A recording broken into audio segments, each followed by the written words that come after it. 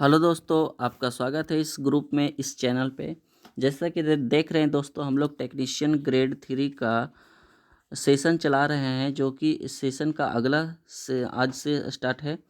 पहला क्लास तो हो गया है, दूसरा क्लास है जो कि टेक्नीशियन के जितने भी क्वेश्चन हैं, जितने शिफ्ट में हुए उनका हम सोल्व करने वाले हैं, और वो भी साइंस का। ठीक है, आपको पहले भी पता है।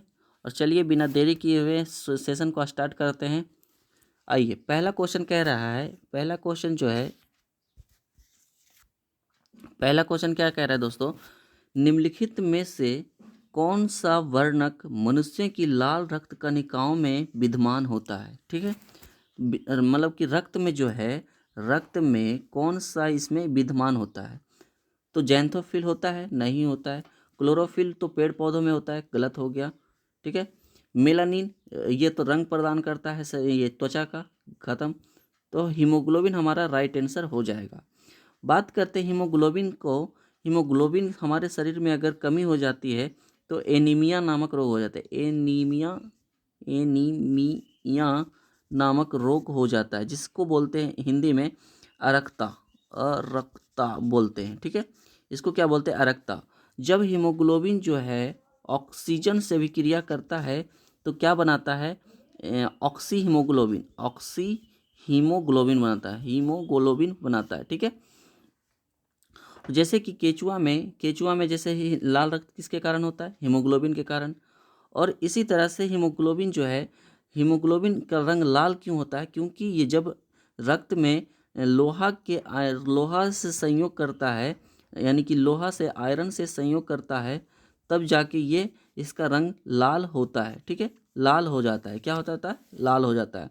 तो हमारा क्या हो जाएगा आंसर, राइट आंसर क्या हो जाएगा, हीमोग्लोबिन हो जाएगा। ठीक है, वर्णक का मतलब क्या होता है दोस्तों, वर्णक का मतलब होता है रंग, यानी कि कौन सा का रंग जो है, लाल रक्त कणिकाओं में कौन सा रंग पाया जाता है। तो हीमोग्लोबिन जो होता है लाल रंग होता है।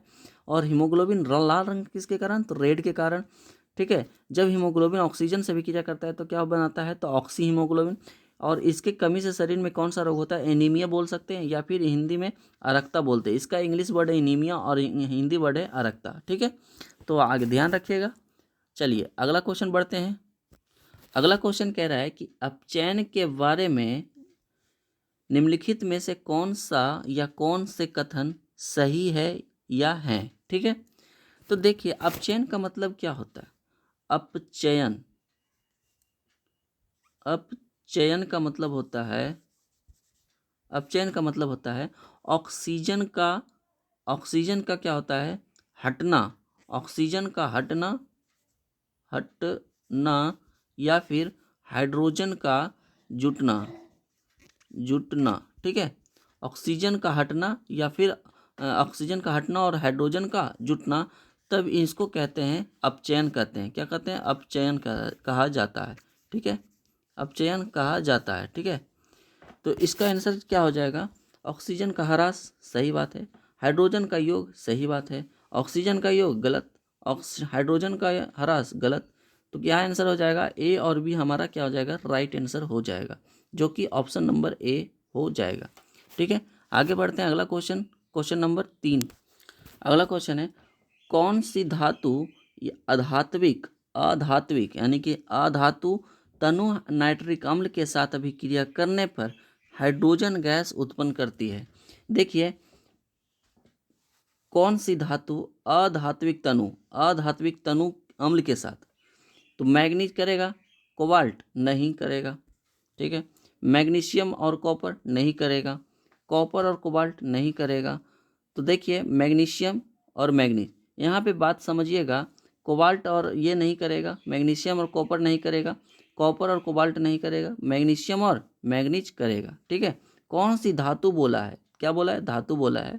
ठीक है, तो हाइड्रोजन गैस उत्पन्न करेगा, तो मैग्नीशियम और मैग्नीज, ऑप्शन नंबर 4 आपका राइट आंसर हो जाएगा। ठीक है, आगे बढ़ते हैं क्वेश्चन नंबर 4 पे। 4 नंबर क्वेश्चन कह रहा है पेरेन्काइमा के बारे में कौन सा कथन गलत है, सही नहीं है, गलत है। देखिए पहला कह रहा है कि जलीय पौधों में प्लवन सहायता के लिए पेरेन्काइमा में बड़ी वायु गुहाएं होती है। बड़ी वायु गुहाएं का मतलब होती है कि इनका खाली स्थान क्या होता है, ज़्यादा बड़ा बड़ा होता है, ये तो पूरा ही गलत है, क्योंकि उसमें जहाँ स्थान बड़े बड़े नहीं होते हैं, ठीक है। गुहा का मतलब होता है कैविटी, यानी खाली स्थान होता है, ये तो गलत हो गया। दूसरा बोल रहा है कि यह पौधे के विभिन्न भागों में जैसे प्रतान, लता के तनों की बिना टूटे बांकन में सहायता करता है। सही बात है। ये जो है पौधों के विभिन्न जैसे भाग के, प्रतान का मतलब होता है क्या है, लती। ये लताओं के तने बिना टूटे हुए बांकन में सहायता करते हैं, नहीं लचीला जो होता है उनमें क्या करता है, ये सहायता करता है, ठीक है, सहायता करता है पेरेनकाइमा के बारे में, ठीक है। तो पेरेनकाइमा क्या क्या हमारा सही हो जाएगा, तो ये ऑप्शन नंबर 2 सही हो जाएगा। एक बात और बता देते हैं कि जैसे कि पेरेनकाइमा जो है, पेरेनकाइमा आलू, ये सब आलू में, आलू किसका उदाहरण है, तो पेरेनकाइमा का, क्योंकि उसके जो ऊपरी सल के होते हैं इतना पतला सॉफ्ट होता है, बहुत ही ये सॉफ्ट होता है, ठीक है। तो अगले क्वेश्चन पे बढ़ते हैं, क्वेश्चन नंबर 5 पे। क्वेश्चन नंबर 5 क्या कह रहा है, क्वेश्चन नंबर 5, यदि अंकुरित बीज में, अंकुरित बीज अगर ये अंकुरित है, ठीक है, क्या है दोस्तों, ये अंकुरित है, तो इसका जब ये एक भाग ऊपर निकलता है, एक भाग नीचे निकलता है कि नहीं निकलता है, या फिर इस तरह से चित्र बना देते हैं, इस तरह से बना देते हैं, तो एक भाग ऊपर निकलता है, एक भाग नीचे निकलता है, इस तरह से निकलता है। तो अंकुरित बीज में छिपे हुए प्रभावी प्रोह यानी कि फ्यूचर सूट को प्रांकुर कहा जाता है। क्या कहा जाता है, प्रांकुर कहते हैं। तो अंकुरित बीज के प्रभावी मूल क्या कहलाता है, तो क्या कहलाएगा, मूलांकुर। एक होता है प्रांकुर होता है, एक होता है मूलांकुर, तो हम इसको क्या कहेंगे, तो मूलांकुर कहेंगे। बाह्य दल, तो बाह्य दल किसका भाग है, तो बाह्य दल जो है इस तरह से पौधे फूल का जो, फूल का ये फूल होता है, ठीक है, ये इसी तरह से फूल होता है।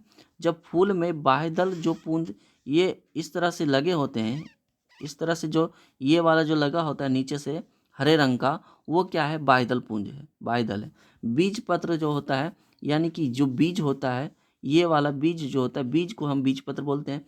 पंखुड़ियाँ, यानी कि फूल की जो पंखुड़ियाँ होती है, ये वाला भाग, इस तरह से भाग हरे हरे जो होते हैं, किसी भी रंग के होते हैं, ये क्या है, पंखुड़ियाँ हैं। तो ये पंखुड़ियाँ गलत हो गया, बीज पत्र गलत हो गया, और बाह्यदल पुंज गलत हो गया। तो हमारा राइट आंसर क्या हो जाएगा, मूलांकुर राइट आंसर हो जाएगा, ठीक है, जो कि ऑप्शन नंबर 4 है। आगे बढ़ते हैं। अगला क्वेश्चन कह रहा है, अगला क्वेश्चन, कौन सा हार्मोन जो है स्त्री के लैंगिक अंगों को वृद्धि में मदद करता है और मासिक धर्म को नियंत्रित करता है, कौन सा हार्मोन है, तो टेस्टोस्टेरोन हार्मोन तो पुरुषों में पाया जाता है, किसमें, मैन में। थायरॉक्सिन तो दोनों में पाया जाता है, जो कि ये गला में पाया जाता है, थायरॉक्सिन थायराइड ग्रंथि में पाया जाता है। एड्रेनलिन ये भी पाया जाता है, एड्रेनलिन से कभी कभी दूध स्राव का इसको वाहक मानते हैं, ठीक है। तो एस्ट्रोजन जो है, एस्ट्रोजन महिलाओं में पाया जाता है, उनके ये लैंगिक जननों में क्या करता है, वृद्धि मदद करता है, सभी चीज़ को नियंत्रित करता है, कौन, एस्ट्रोजन। तो हमारा राइट आंसर जो हो जाएगा, राइट आंसर हमारा एस्ट्रोजन हो जाएगा, जो कि ऑप्शन नंबर 4 में है, ठीक है। आगे बढ़ते हैं। अगला क्वेश्चन है 7 नंबर क्वेश्चन कह रहा है, आई होप आप लोग को समझ में आ रहा होगा, वीडियो को लाइक करते रहिएगा और शेयर करते रहिएगा, ठीक है। चलिए आगे बढ़ते हैं।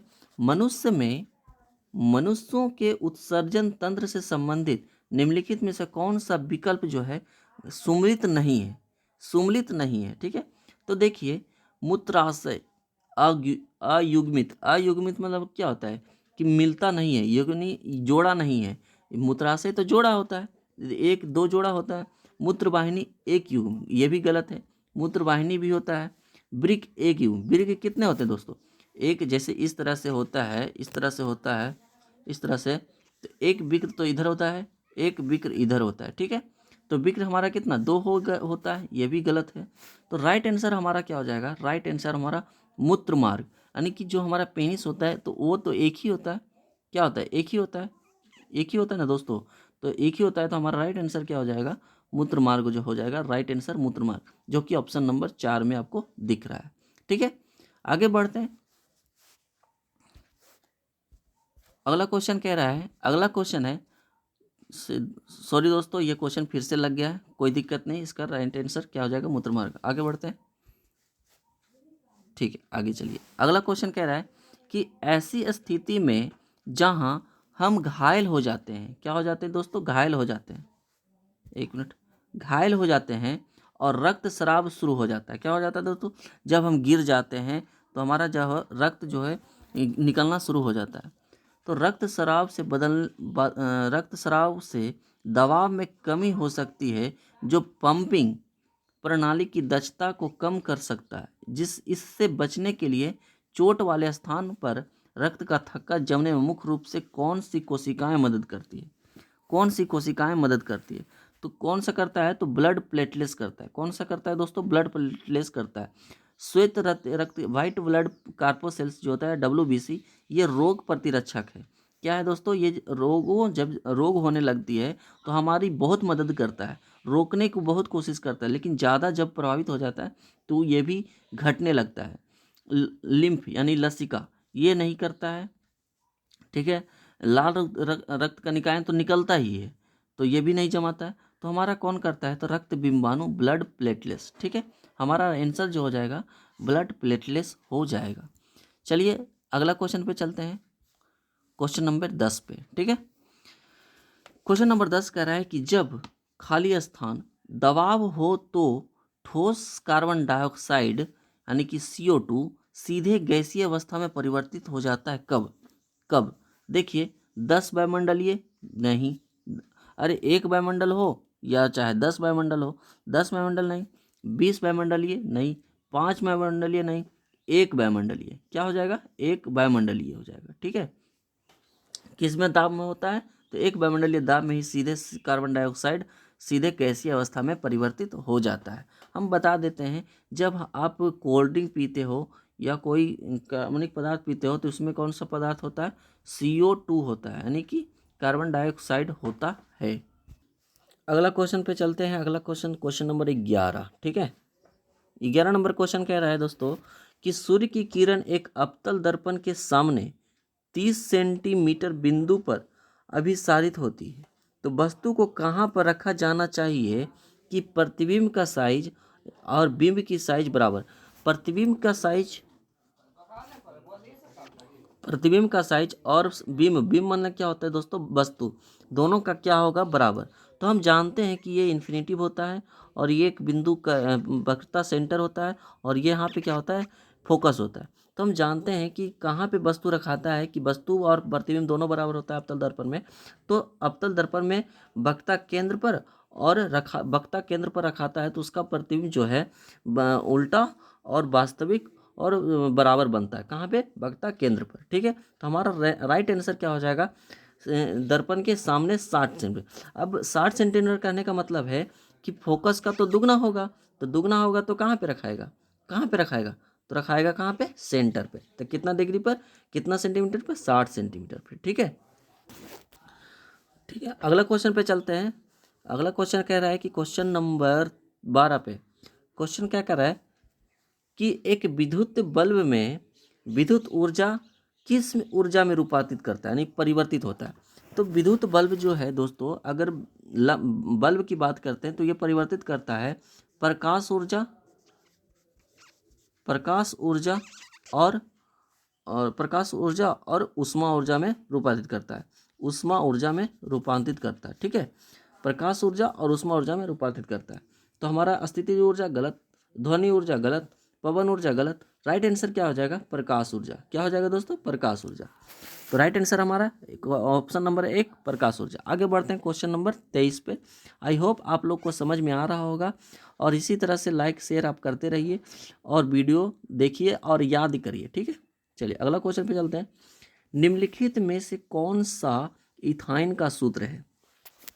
इथाइन का सूत्र क्या होता है दोस्तों? इथाइन का सूत्र C2H2 होता है, ठीक है। क्या होता है दोस्तों? C2H2 होता है, यानी कि इथाइन यानी कि CnH2n प्लस 2। ये क्या? Sorry sorry sorry sorry sorry CnH2n-2 होता है, CnH2n-2 होता है, इथाइन का सूत्र होता है, ठीक है। और इसी पे आप रखिएगा तो क्या हो जाएगा? ये वाला इथाइन, इथाइन का मतलब कितना? एथ यानी एक कार्बन, दो एथ मेथ एथ यानी कि 2 कार्बन, तो C2 और दो दोनों 4, 4 और -2, तो यहाँ पे क्या होगा? C2H2 यानी कि इथाइन का सूत्र हो जाएगा। तो हमारा आंसर क्या हो जाएगा, ऑप्शन नंबर 4 C2H2। और इस तरह से निकलता है, इथाइन का हो गया। और बता देते हैं, और आपको बता देते हैं दोस्तों, और बता देते हैं एल्केन का सूत्र क्या होता है। एल्केन का सूत्र होता है, एल्केन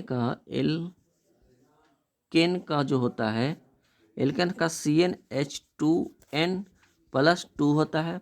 एल्किन का सूत्र होता है, एल्किन का सूत्र होता है, एल्किन का थोड़ा सा गड़बड़ लिखा गया, समझ लीजिए आप थोड़ा सा, ठीक है। एल्किन, ठीक है। एल्किन का सूत्र होता है CnH2n, ठीक है। और एल्काइन का भी हमने लिखा, एल्काइन का सूत्र होता है CnH2n-2 होता है, ठीक है, याद रखिएगा।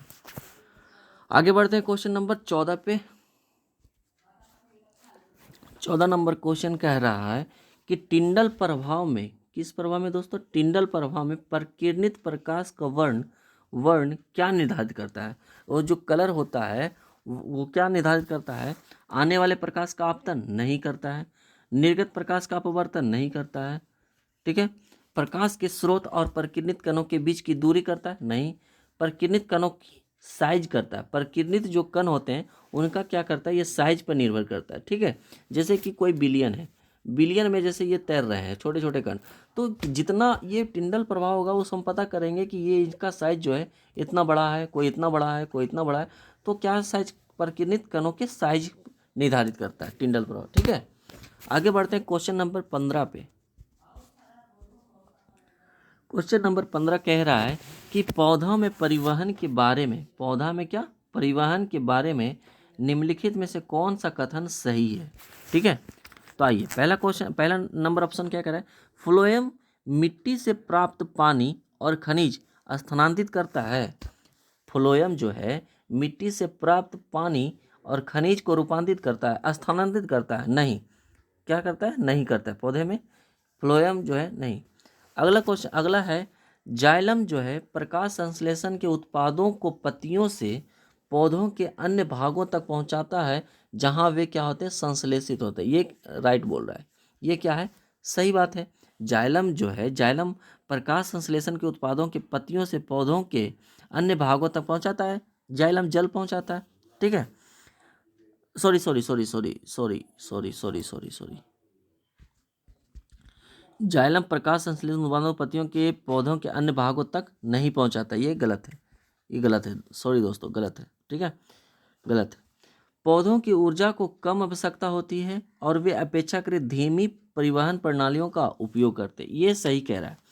पौधा जो है ऊर्जा की, उन्हें आवश्यकता ज़्यादा अगर ऊर्जा लेगा, लेगा तो पानी को क्या बाष्पोत्सर्जन कर देगा। तो पौधों का क्या होता है, ऊर्जा कम की आवश्यकता होगा। अगर इसका भी ऊर्जा और उस बाहर का वातावरण का भी ऊर्जा अगर बराबर हो जाएगा तो पौधा तो सूख जाएगा, सूख जाता है कि नहीं। तो वही कह रहा है, पौधा को ऊर्जा की आवश्यकता कम होती है और धीमी परिवहन प्रणालियों का उपयोग करते हैं। क्या करते हैं, धीमी करते हैं। अगर तेजी से करेगा बाष्पोत्सर्जन तो पेड़ पौधा तो सूख जाएगा। जब पानी को तेजी से बाष्पोत्सर्जित कर देगा तो पेड़ पौधा सूख जाएगा। इसलिए उनकी क्या होती है, अपेक्षाकृत धीमी परिवहन करते हैं। क्या करते हैं, धीमी परिवहन करते हैं, ठीक है। राइट आंसर क्या हो जाएगा, ऑप्शन नंबर 3 हो जाएगा। पौधा की ऊर्जा की आवश्यकता होती है और वे अपेक्षाकृत धीमी परिवहन करते हैं, ठीक है। अगला क्वेश्चन पे चलते हैं, क्वेश्चन नंबर 16 पे। क्या कह रहा है कि ये तो लगता है पीछे आया था, नहीं चलो नहीं आया था। जब धातुएं तनु हाइड्रोक्लोरिक, तनु माने क्या होता है, पतला, अम्ल के साथ अभिक्रिया करती है तो कौन सी गैस होती है। देखो दोस्तों, जब कोई भी धातु अम्ल के साथ अभिक्रिया करेगी हाइड्रोक्लोरिक, तो कौन सा गैस निकलेगा, तो हाइड्रोजन गैस निकलता है, हाइड्रोजन गैस निकलता है, ठीक है, याद रखिएगा। कौन से गैस निकलते हैं, तो हाइड्रोजन गैस निकलता है। अगले क्वेश्चन पे चलते हैं, क्वेश्चन नंबर 17 पे। एक तनी हुई रबर पट्टी में किस प्रकार की ऊर्जा होती है। देखिए, तना हुआ है तो उसमें गति है, नहीं है। गति कब होगा, या फिर बस चल रहा है, कोई ये रास्ता है इस पे बस चल रहा है, कोई भी बंदूक चलाई गई, तो ये सब गतिज ऊर्जा। लेकिन यहाँ पे जो बात कह रहा है, यहाँ पे जो बात कह रहा है कि गतिज ऊर्जा गलत, यानी तनी हुई, अस्थितिज ऊर्जा होगा। क्यों होगा? क्योंकि जब हम जब तनी हुई कोई भी धनुष तानते हैं तो उनका क्या होता है, हाइट होता है, कुछ ना कुछ हाइट होता है। ठीक है, हाथ ऊपर करके तानते हैं या नीचे करके तानते हैं, जमीन पे तो नहीं रहता है ना, उनका कुछ ना कुछ हाइट होता है। और ये अस्थितिज ऊर्जा का सूत्र होता है, पोटेंशियल एनर्जी का जो सूत्र होता है क्या होता है दोस्तों, mgh होता है। उनके पास हाइट होता है, द्रव्यमान होता है और गुरुत्वीय त्वरण होता है। तो हाइट के वजह से उनका क्या होता है, अस्थितिज ऊर्जा होता है। और तनी हुई रबड़ में अस्थितिज ऊर्जा, जैसे कि आप बात बता देते हैं, ये बांध है, ठीक है, और ये बांध में ये पानी है, ठीक है, ये पानी है, ये पानी। तो यहाँ भी क्वेश्चन आता है कि किस प्रकार से संग्रहित होता है, तो अस्थितिज ऊर्जा, ठीक है, अस्थितिज ऊर्जा होता है। तापीय ऊर्जा नहीं होगा, गलत। प्रकाश ऊर्जा नहीं होगा, गलत। यानी किस प्रकार की ऊर्जा होती है, तो अस्थितिज ऊर्जा होती है। ठीक है, ठीक है, याद रखिए। और गतिज ऊर्जा का सूत्र क्या होता है, गतिज ऊर्जा का सूत्र होता है कैनेटिक एनर्जी बराबर क्या होता है, 1/2 mv² होता है, mv² होता है, याद रखिएगा। ठीक है, ठीक। अगला क्वेश्चन चलते हैं। चलिए, क्वेश्चन में क्या कर रहा है कि निम्नलिखित में से कौन सा कथन जो है, कौन सा कथन सही नहीं है। क्या नहीं है दोस्तों, सही नहीं है। ठीक है, तो पहला ऑप्शन कह रहा है कि अलग अलग माध्यम में प्रकाश की चाल अलग होती है। सही बात है। तो आपतित किरण परावर्त सॉरी सॉरी सॉरी आपतित किरण और अपवर्तित किरण आपतन पर पृष्ठ का अभिलंब एक ही तल में होता है। यह भी बात सही है। ठीक है, दिए गए माध्यम में प्रकाश की चाल अलग अलग रंगों के लिए अलग होती, ये भी बात सही है। तीसरा नंबर कह रहा है कि आपतन और अपवर्तन कोण बराबर होता है, ये गलत बात है। क्या है दोस्तों, गलत बात है। क्यों गलत है, क्योंकि आपतन कोण इस तरह से, यह क्या है, ये क्या है, ये नॉर्मल है, ये आपतित किरण है, और ये क्या है, परिवर्तित किरण। ये वाला कोण आपतित किरण और परावर्तित किरण क्या होता है, बराबर होता है। तो यहाँ पे क्या बोला है कि आपतन और अपवर्तन नहीं, आपतित किरण और परावर्तित किरण क्या होता है, बराबर होता है। तो ये तो बात क्या है, गलती है। तो हमारा ऑप्शन क्या हो जाएगा, यही ऑप्शन नंबर 3 हो जाएगा। ठीक है, चलिए आगे बढ़ते हैं क्वेश्चन नंबर 19 पे। 19 नंबर क्वेश्चन कह रहा है कि फेस क्रीम, यानी कि जो हम फेस क्रीम जो लगाते हैं वो किस प्रकार के कोलाइड रूप से संबंधित है। तो फेस क्रीम क्या है, तो एक प्रकार का ठोस है, नहीं, गलती हो गया। जेल है, नहीं, गलती हो गई। झाग उत्पन्न करता है, नहीं। तो क्या है, तो पायस है एक प्रकार का। क्या है, पायस है। भले बाद में झाग आप धोते हो चेहरे को, जब जैसे कि मतलब क्या है, बात करते हैं आप कोई सा वो फेस वॉश का, तो फेस वॉश झाग तो उत्पन्न करता है बाद में, लेकिन वो अवस्था किस रूप में रहता है, पायस के रूप में रहता है। तो ऑप्शन नंबर क्या हो जाएगा, ए हो जाएगा। क्या हो जाएगा, ए हो जाएगा। चलिए अगला क्वेश्चन बढ़ते हैं, क्वेश्चन नंबर 20 पे। 20 नंबर क्वेश्चन कह रहा है कि, सॉरी फिर से वही क्वेश्चन आ गया, सॉरी दोस्तों, माफ़ी चाहते हैं। अगला क्वेश्चन पे आइए, 21 नंबर क्वेश्चन। चलिए, चूने के पत्थर के बिना चूने के पत्थर के बिना बुझे हुए चूने और कार्बन डाइऑक्साइड में अपघटन निम्नलिखित में से किस प्रकार की अभिक्रिया का एक उदाहरण है। तो देखिए, चूने का पत्थर क्या है, कैल्शियम कार्बोनेट। और चूने का पत्थर का बिना बुझा का सूत्र क्या होता है, CaO होता है। और कार्बन डाइऑक्साइड में अपघटन होता है, तो किस प्रकार की अभिक्रिया, तो ऊष्मा देता है। क्या देता है दोस्तों, ऊष्मा। ऑक्सीकरण अभिक्रिया है, नहीं। अपचयन अभिक्रिया है, नहीं। प्रकाश रासायनिक अपघटन है, नहीं। क्या है, तो उष्मीय अपघटन देता है। किसका उदाहरण है, तो उष्मीय अपघटन का। किसका है, जब आप चूने के पत्थर में अगर पानी डालते हो तो विघटन होता है, और क्या होता है, तो उष्मा निकलता है। क्या निकलता है, उष्मा के रूप में टूटता है, उष्मे के रूप में वो क्या होता है, टूटता है। चलिए आगे बढ़ते हैं क्वेश्चन नंबर 22 पे। क्वेश्चन नंबर 22 बोल रहा है कि असंतृप्त हाइड्रोकार्बन के लिए कौन सा कथन सही है, कौन सा कथन सही है। तो देखिए, असंतृप्त, पहले तो हम बता देते हैं कि एक होते हैं संतृप्त होता है, संतृप्त होता है, एक होता है असंतृप्त। असंतृप्त होता है, ठीक है, असंतृप्त होता है। बात करते हैं असंतृप्त और संतृप्त। असंतृप्त का मतलब जो होता है, संतृप्त जो होता है, संतृप्त में होता है CnH2n+2। असंतृप्त का मतलब होता है कि CnH2n या तो -2 होगा, और एक या -2, और एक होता है CnH2n। ये सब क्या है, तो असंतृप्त है, ठीक है, ये भी असंतृप्त है, लेकिन ये संतृप्त है। संतृप्त में क्या होता है, सिंगल बॉन्ड होता है। असंतृप्त जो होता है, एक होते डबल बॉन्ड या फिर ट्रिपल बॉन्ड, डबल बॉन्ड या फिर ट्रिपल बॉन्ड होता है, ठीक है, ट्रिपल बॉन्ड या फिर डबल बॉन्ड होता है असंतृप्त में, ठीक है। तो यहाँ पे क्या बोला कि असंतृप्त, तो असंतृप्त में एल्केन तो खत्म हो गया, जहाँ जहाँ एल्केन आएगा वो तो खत्म हो जाएगा, गलत। मेथेन, ये भी एल्केन का ही समूह है, खत्म हो गया। साइक्लोपेंटेन, पेंटेन, ये भी एल्केन का सूत्र है, खत्म हो गया, ये भी खत्म हो गया। अब बताओ, अल्कीन है, अल्काइन है, ठीक है, हमने क्या बोला था, अल्कीन अल्काइन क्या है, असंतृप्ति, क्या हो जाएगा, ऑप्शन नंबर 2 हो जाएगा, ठीक है, ध्यान रखिएगा, ठीक है।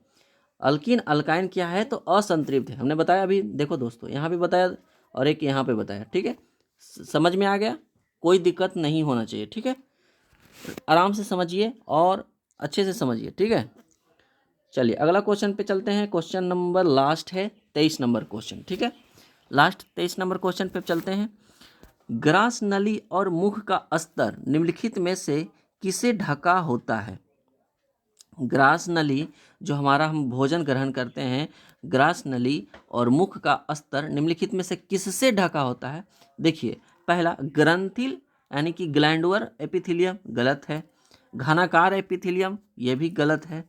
घनाकार जो होता है, ये मुंह का परत जो होता है वो घनाकार यानी कि क्यूबाइडल एपिथेलियम होता है, सही बात है। तीसरा जो है पश्चिमावी स्तंभकार एपिथेलियम सिलिटेड यानी कोलम्बर एपिथेलियम, ये भी गलत है। और चौथा है स्तरित सल्की एपिथेलियम। क्या होता है दोस्तों, सल्की होता है। अगर सल्की नहीं रहेगा तो भोजन तो नीचे जाएगा नहीं, जाएगा नहीं जाएगा, तो भोजन नहीं जाएगा, तो हमारा क्या होता है, सल्की होता है। क्या होता है, सल्की, स्तरित सल्की एपिथेलियम होता है। समझ गए बात का। तो चलिए दोस्तों, हमारा राइट आंसर क्या हो जाएगा, 4 नंबर हो जाएगा। तो हमारा सेशन यहीं तक है, सेशन ठीक है। तो कैसा लगा आप लोग को दोस्तों, कमेंट बॉक्स में बताइएगा, और ज़्यादा से ज़्यादा वीडियो को शेयर करिए, और जो नए नए छात्र हैं वो सब्सक्राइब कर लीजिए और बेल आइकन को दबाइए, ताकि नोटिस आपके मोबाइल में जाता रहेगा। और अच्छा से पढ़िए और एग्ज़ाम को क्रैक करिए, ठीक है। थैंक यू, धन्यवाद, गुड बाय।